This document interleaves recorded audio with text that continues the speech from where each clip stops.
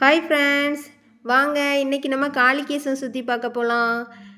காளிகேசம் வந்து எங்கே இருக்குன்னா கன்னியாகுமரி டிஸ்ட்ரிக்டில் தான் இருக்குது. கன்னியாகுமரி டிஸ்ட்ரிக்டில் சின்ன ஊட்டினே சொல்லலாம். அவ்வளோத்துக்கு சில் கிளைமேட்டாக இருக்கும். இப்போது ரோட்டில் போகிற இடம் எல்லாமே நல்ல பச்சை பசேல்னு இருக்கும். தண்ணியும் அதுபோல் நல்லா தெளிவாக இருக்கும்.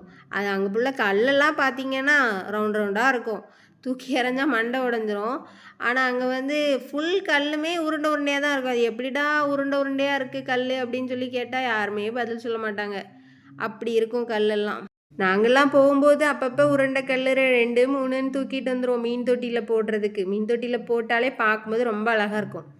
அதுபோல் அங்கே போகும்போதெல்லாம் ஃபுல்லாகவே இடம் ஃபுல்லாகவே பச்சை பசேல்னு தான் இருக்கும். ஃபுல்லாகவே ரப்பர் மரம், அங்கே வந்து ரப்பர் ஷீட்டு வந்து எடுப்பாங்க. அந்த மாதிரி மரங்கள் நட்டிருக்காங்க.